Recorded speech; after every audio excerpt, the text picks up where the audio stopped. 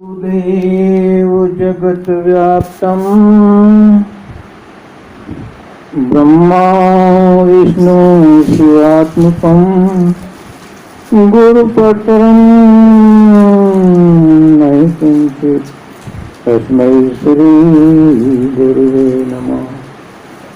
सर्वे भवन्तु सुखिनः, सर्वे सन्तु निरामयाः, सर्वे भद्राणि पश्यन्तु मा कश्चित् दुर्भाग् भवेत्। परम तत्वाधार परम पुरुष पूर्ण धनी मालिक कुल हजूर पुष्कर दयाल जी महाराज,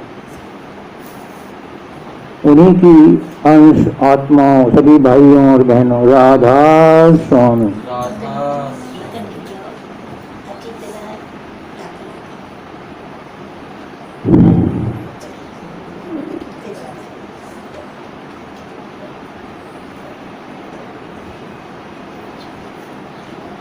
राधा स्वामी। हम सत्संग में आए हैं। सत्संग क्या है? जहाँ सत हो, जहाँ सत्पुरुष हो, उसका संग सत्संग है। सत्पुरुष क्या करता है? सत्पुरुष सत्संग में दो काम करता है। एक तो अपनी वाणी से, अपने शब्दों से हमें झंकृत करता है, हमें संबोधित करता है, हमें जगाता है, हमें उठाता है, आवाज देता है, अजान देता है। और दूसरा काम वो सूक्ष्म रूप से करता है, उसके अंदर से विकिरणें निकलती हैं, रेडिएशंस निकलती हैं, जिनका प्रभाव उन सब पर पड़ता है जो उस सत्संग में आते हैं। और वो प्रभाव ऐसा है कि वो वातावरण में मौजूद रहता है, ब्रह्मांड में मौजूद रहता है, जो नहीं आए उन पर भी असर करता है। ये है सत्संग का प्रभाव। हम आते हैं अपनी अपनी इच्छाओं से, अपने अपने भावनाओं से, अपने अपने विचारों को साथ लेकर। जिसकी जैसी भावना होती है, जिसका जितना बड़ा पल्ला होता है, जितना जिसकी बड़ी बाल्टी होती है, जितना जिसके पास चम्मच होती है, वो उसमें से भर के ले जाता है। मालिक का दरबार में कोई कमी नहीं है। मालिक का दरबार भरपूर है, सागर है, भंडार है। लेकिन हमारी जितनी आवश्यकता है, जैसी हमारी भावना है, जैसे हमारे विचार हैं, उसी के हिसाब से हम अपने साथ गांठ बांध के ले जाते हैं, कुछ पल्ला झाड़ कर चले जाते हैं, हमें कोई मतलब नहीं, सुन लिया यही बहुत। कुछ लोगों को ये अभिमान रहता है मैं सब कुछ जानता हूँ। सही बात है, सब कुछ जानते हैं, सबके बारे में सब कुछ पता है उनको। पड़ोसी के बारे में पता है कि कौन आया था, कौन गया, किसने चाय पी है, किसको बिना चाय के निकाल दिया।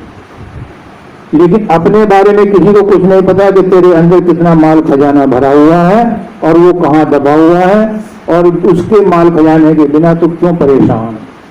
हर आदमी परेशान है, हर आदमी दुखी है, क्योंकि वो जो माल खजाना उसके अंदर भरा हुआ है, उसकी चाबी उसको पता नहीं है। और गुरु जो है वो चाबी का पता जानता है, वो पता बताता है, लेकिन उसको कोई सुनता नहीं। कहते हैं कि हमें खजाने की चिंता नहीं है, हमें तो इकन्नी दुगन्नी दे दो। तुम्हारे अंदर सारा कुछ भरा हुआ है। एक भिखारी था बॉम्बे में, सड़क पर बैठ करके भीख मांगता था। जब मैं वहाँ ऑडिट करने गया तो मुझे भी जो फील्ड अफसर था उसने बताया कि ये चौराहा पार किया है हमने। ये चौराहा एक बुढ़िया ने अपनी लड़की को दहेज में दिया। वहाँ चौराहे बिकते हैं इसी तरह के। तो वो भिखारी जिस जगह पर बैठ करके भीख मांगता था, जब वो मर गया तो म्यूनिसिपैलिटी ने आकर के उसे जेसीबी से उसकी मिट्टी कूड़े को हटाया। तो जब जेसीबी का आंवला जोर से लगा तो नीचे उसके किसी राजा महाराजा का धन जमा हुआ था। जिस ठिये पर बैठ करके वो भीख मांगता था उसके अंदर लाखों रुपया, करोड़ों रुपया निकला का सामान निकला, सोना चांदी निकला। हम भी ऐसे ही हैं, हमारे अंदर भी हीरे जवाहरात हैं, मालिक का खजाना है, मालिक खुद अपने आप अंदर हमारे अंदर बैठा है, लेकिन हमें पता नहीं। गुरु वही बताने के लिए आता है, लेकिन गुरु की बात को कोई समझता नहीं, कोई सुनता नहीं, टाल देते हैं। क्यों? क्योंकि संसार की ललक, संसार की इच्छाएं, संसार का मोह इतना भरा हुआ है कि गुरु के वचन सुनने के लिए जगह ही नहीं है। और अगर सुन लेते हैं तो उस पर अमल नहीं करते, ये सोच करके कि हमें तो पता है, पहले से ही पता है, हम सब जानते हैं, ये तो हर बार ही सत्संग में बताते हैं। लेकिन गुरु एक बात को बार बार क्यों बताता है? ताकि वो किसी तरह से, जैसे रस्सी मेड़ पर चलती है या पत्थर पर रगड़ खाती है तो उस पर निशान पड़ जाते हैं। गुरु भी चाहता है बार बार एक ही बात को सत्संग में बताकर कि इससे सत्संगी के अंतःकरण में कोई घाव पैदा हो जाए, कोई निशान बन जाए, कोई संस्कार पैदा हो जाए, ताकि वो इसका फायदा उठा सके। लेकिन हम सब हैं नहीं, करते नहीं। क्यों? क्योंकि कुछ करनी, कुछ कर्मगत, कुछ पूर्व ले, कुछ तो हमारी करनी इस जन्म की है, कुछ प्रारब्ध कर्म ऐसे हैं कि अभी हमारा समय नहीं आया है बदलने का। बाबा फकीर कहते थे कि जिसकी बात होने की होती है मेरे मुंह से निकल जाती है, और जब नहीं होनी होती तो नहीं होती। जो सत्संगी है उसका विश्वास काम करता है, लेकिन जब काम कब करता है? जब उसका समय आ जाता है। हर चीज समय पर ही होती है, समय से पहले और भाग्य से ज्यादा किसी को नहीं मिलता। अभी हम लोगों ने बहुत कुछ कहा, अभी डॉक्टर साहब ने भी एक भजन पढ़ा। क्या भजन था जी? पहली लाइन क्या हो? सागर से भी गहरा बंधे, सागर से भी गहरा बंधे गुरुदेव का प्यार है, देख लगा कर डुबकी इसमें तेरा बेड़ा पार। पर पार क्यों नहीं होता? हम इतना भजन गाते हैं, इतने शब्द गाते हैं, क्यों असर नहीं होता? क्योंकि हम ऊपरी ऊपरी मन से गाते हैं, तह में बैठ करके नहीं गाते। मालिक कहता है, मेरा गुरु कहता है कि जो जितनी गहरी डुबकी लगाएगा उसी को मोती मिलेगा। जो किनारे पर बैठ करके डूबने से डरता है, डुबकी लगाने से डरता है, उसको मोती नहीं मिलता। उसको सिर्फ शिकायत करने का मौका मिलता है। मोती उसको मिलता है जो डुबकी लगाता है। और डुबकी लगाना कायर का काम नहीं है। हालांकि संत मत बहुत सरल और सहज है। पहले हकीमों के मैंने भी देखे थे, काढ़े हुआ करते थे, नुस्खे हुआ करते थे, पका करके उनको निचोड़ करके और उनको पीते थे, तब बीमारी दूर होती थी। आजकल उन काढ़ों की जगह गोलियों ने ले ली है, छोटी छोटी गोलियां बन गई हैं। उससे भी इंप्रूवमेंट हुआ है, तो अब इंजेक्शन हो गए।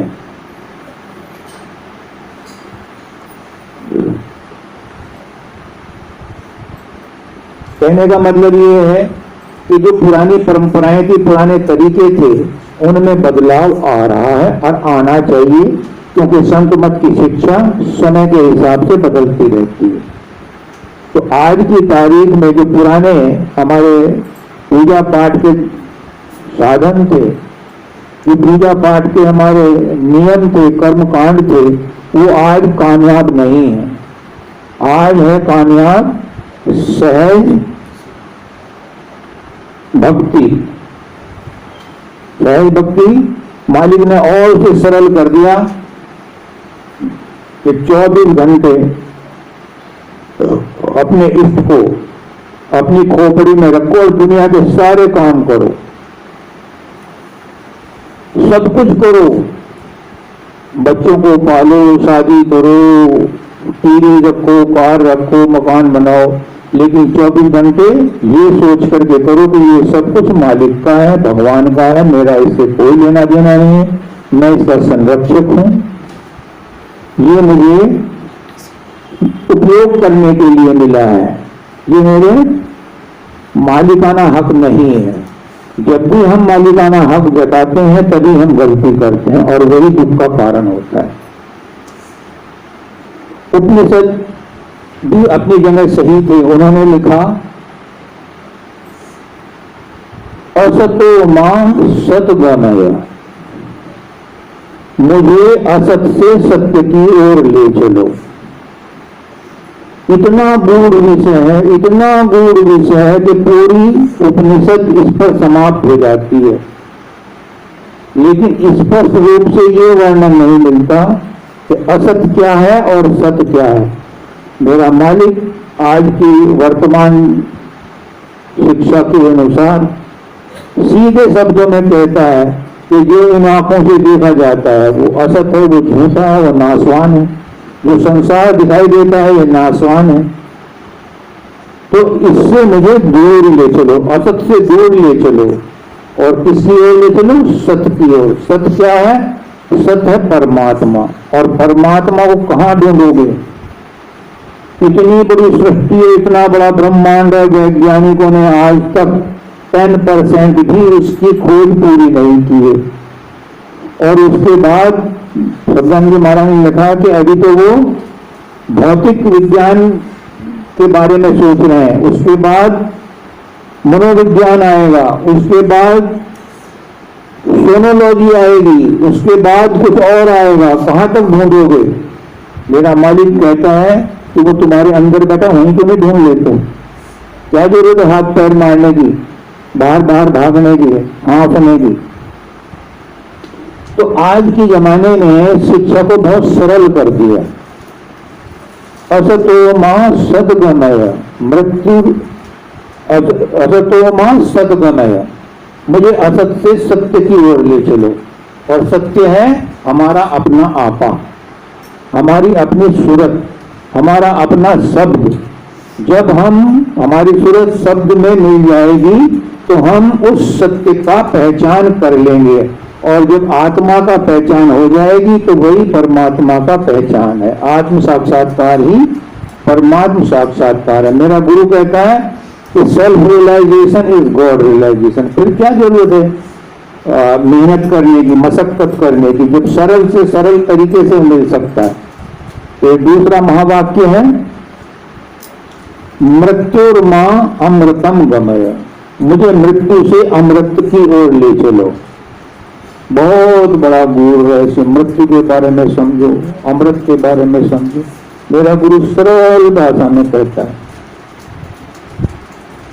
कि जो अपने आप को पहचान लेता है उसे मृत्यु का डर ही नहीं रहता। जो अपनी आत्मा को पहचान लेता है, जो अपने अंदर मन को एकाग्र कर लेता है, डर काहे का? मृत्यु को डर किस चीज का है? किसने डर बताया? मन ने बताया। मन डरता है। और जब हम मन से ऊपर, अभी महाराज जी ने कहा, मालिक ने कहा मेरे, कि संसार से ऊपर चलो। संसार के ऊपर का मतलब, संसार क्या है? मन है। मन से ऊपर चलोगे तो संसार नहीं है। मन त्रिकुटी तक है, त्रिकुटी से ऊपर मन नहीं है। तो मन से ऊपर चलोगे तो परमात्मा के किंगडम में पहुंच जाओगे। जब परमात्मा के किंगडम में पहुंचोगे मृत्यु का डर नहीं है। अमृत बरसता है, अमृत की ओर चलो। ये था उस ऋषि का कहने का मतलब।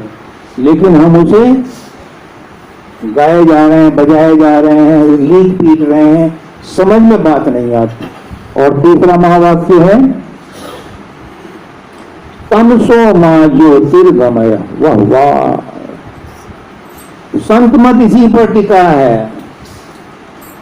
शुरुआत ही ये करते हैं जब नाम दान देते हैं किसी सत्संगी को तो यहीं से शुरुआत करते हैं, तमसो मां ज्योतिर्गमय, हमारे अज्ञान का अंधकार मिटा दो और हमें प्रकाश की ओर ले चलो।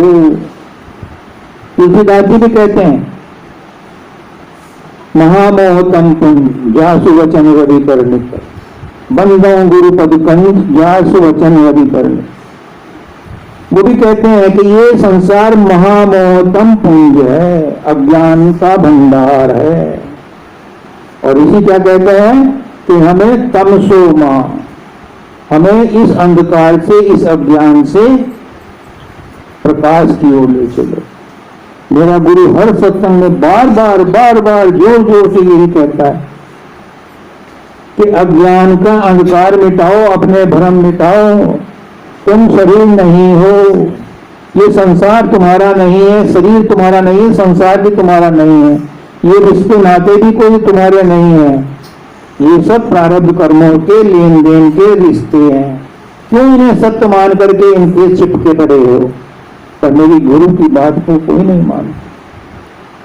क्यों? क्योंकि वो सरल भाषा में कहते हैं, आसान सी भाषा में कहते हैं, लच्छेदार भाषा में 72 आदमी आपको टीवी पर मिल जाएंगे जो एक एक रंगीली शब्दों में कहेंगे और ढोलक मंजीरे भी बजाएंगे, उनमें बहुत इंटरेस्ट आता है।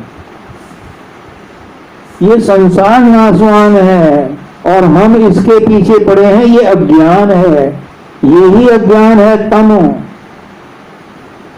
महामोहतम पुंज, यही अज्ञान है, इसी से पीछे छुड़ाना है।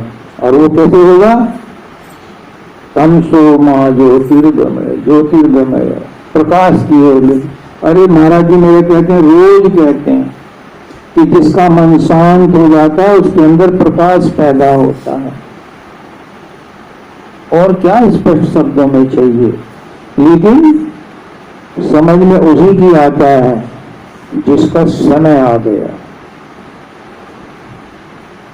आप बहुत भाग्यशाली हो जो आपको तड़प हुई है मालिक से मिलने की, बस थोड़ी सी और तड़प बढ़ा लो कि मालिक की, मेरे मालिक की एक बात रोज पकड़ लिया करो हर सत्संग में। काम बना बनाया है, मालिक कहीं गया नहीं है, हम सबके अंदर बैठा है। पहले बाहर वाले से प्रेम कर लो तो अंदर में प्रेम करना आ जाएगा। बाबा फकीर कहते थे कि जिसे बाहर में त्याग करने की आदत नहीं है वो अंदर में त्याग नहीं कर सकता। बाहर में त्याग करने के लिए ही कहते हैं दान दो, अंदर में त्याग करना क्या है? विचारों का त्याग करना। अंदर में विचारों को वही त्याग सकता है जिसने बाहर में त्याग करने की आदत डाली है, सैक्रिफाइस करने की आदत डाली है। दान देना ही अकेला नहीं है। बाबा फकीर ने किताब लिखी है उज्जैन का सत्संग का 5 दिन का, तो उसमें उन्होंने 5 यज्ञ बताए हैं। वो यज्ञ क्या है? वो यज्ञ है त्याग के लिए कि क्या क्या त्याग कर सकता है। इंसान के अंदर वो ताकत है कि इंसान चाहे सब कुछ त्याग सकता है, और अगर वो नहीं त्यागेगा तो मृत्यु तो सबको त्याग करवाई देती है। तो अभी से क्यों ना त्याग कर दो। त्यागने से ही जो त्यागता है वही पाता है। रोज एग्जाम्पल देख लो, आप खाते रहो, लैट्रिन मत जाओ, बीमार पड़ जाओगे 2 दिन में। इसलिए त्यागना जरूरी है। लेकिन अध्यात्म में त्याग क्या है? अध्यात्म त्याग है बुरे विचारों का त्याग। जो बाहर में प्रेम नहीं कर सकता वो अंदर में प्रेम कर ही नहीं सकता। मैंने माथा पीट के देख दिया, 40 साल हो गए। जब तक बाहर में प्रेम नहीं होगा अंदर में प्रेम हो नहीं सकता। जब तक बाहर में त्याग नहीं होगा अंदर में विचारों का त्याग नहीं हो सकता। ये एक कुंजी है, मेरा मालिक रोज कहता। अब बात समझ में कुछ कुछ आई, पूरी नहीं आई, कुछ कुछ आई। जो बाहर में प्यार करता है, बाहर में प्रेम करता है, वही अंदर में प्रेम कर सकता है अपने आप से। क्यों? बाहर में तो फिर भी देखने के लिए है, अंदर में कुछ नहीं है देखने के लिए। अंदर में तो बहुत प्रलोभन है, मन इतना शक्तिशाली है कि आप शब्द भी सुन रहे हैं, प्रकाश भी सुन रहे हैं, एक चुटकी में मन ने आपको गड्ढे में डाल दिया। ऐसा विचार आया कि सब भूल गए। तो बाहर में प्रेम करो, बाहर में प्रेम, अंदर से प्रेम जागृत कर देगा। मैंने पहले सेंटेंस ये था कि गुरु दो तरह से काम करता है। एक अपने शब्दों से हमें जगाता है और एक अपने विकरणों से हमारे अंदर वो एंटीवायरस चलाता है कि हमारे जो अपसेट हो रखा है सारा सिस्टम, तो हमारी हार्ड डिस्क क्रैश हो गई है, उसको रिपेयर करता है बाहर का गुरु। जब बाहर के गुरु की मदद मिलती है तभी अंदर वाला गुरु पकड़ता है अपनी स्पीड। जब तक बाहर वाले गुरु की सहारा ना हो, अंदर वाला कुछ नहीं कर सकता। और इसीलिए 99.99999% आदमी अंदर में खोजते रहते, मिलता कुछ नहीं, क्योंकि बाहर वाले गुरु से लगाव हुआ ही नहीं। काफी समय हो गया है, आज मेरी आंखों में आंसू आ रहे हैं कि जो बात मैं कह रहा हूं क्या उस पर अमल करता हूं।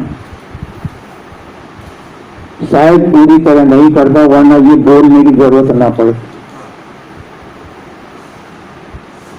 क्यों? मेरा मालिक कहता है कि जब घड़ा भरा होता है तो फिर नहीं बोलता, फिर से नहीं छलकता। गुरु को तो मजबूरी है, उसे तो ऊपर से हुक्म हजूरी है। गुरु को मजबूरी है, उसे हुक्म हजूरी है, उसे तो बोलना पड़ता है, क्योंकि वो आया ही चिताने के लिए है। लेकिन मैं इसलिए बोल रहा हूं कि मैं अभी अधूरा हूं। जिस दिन मैं पूरा हो गया उस दिन मेरे मुंह से बोल नहीं निकलेगा। बाबा फकीर कहते थे, मैं गले में पड़ा